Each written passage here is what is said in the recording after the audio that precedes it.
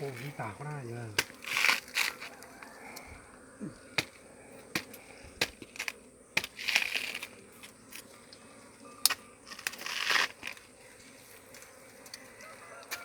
Này ôi giời, loại đá.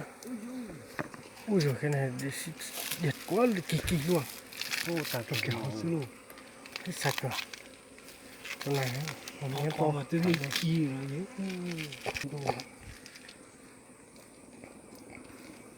Thân tài nguyên bản. thứ cái rong sao thì chỉ biển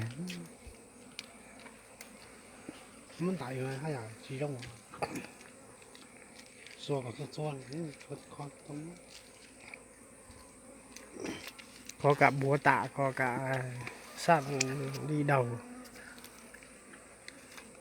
Nó từ nó quậy là nghe. Nó từ trong là Đây, có trộn rồi này. Mà chuột thật. 100%.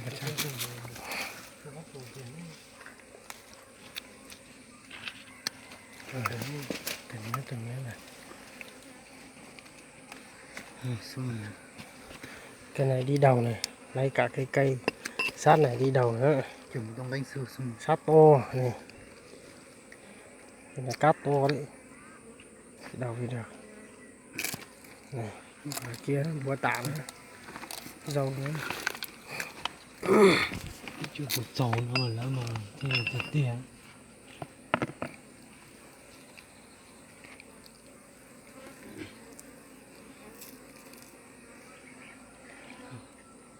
Nhưng mà cát trắng này mà.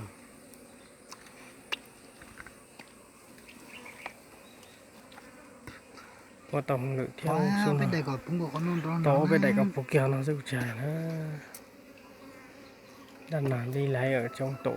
Ông không đứng được mà làm đi lấy thôi. Đây cái con này nhìn nhiều này. Con.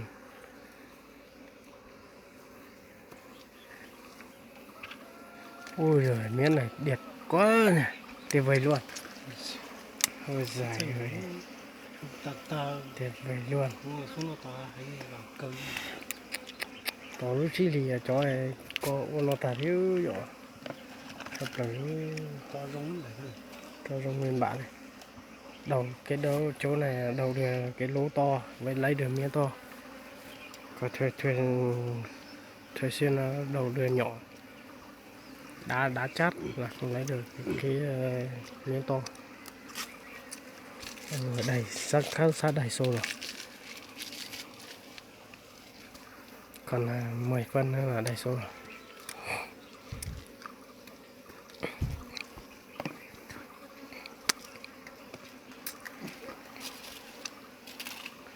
Chỗ nó sau kia có thể cho có khu trấn rung sập rồi. Hàng này hàng xịn này. hôm nay thì lửa xịn nhất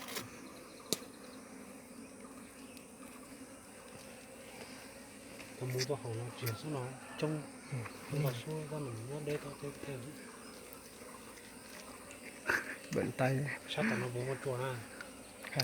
cũng tâm một cái rất là đang để trong nó ha đúng không những tôi ở trong cái áo Cờ sáng no nó chỉ là tỉnh nó nhé.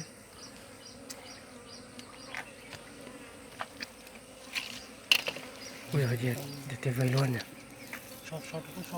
Sao kia nó không có. Ôi dù đầu tài tài dù mà rất là nhiều mà rất là chuẩn. Chứ mới cho mọi ai không chứ. Chứ không. nó mà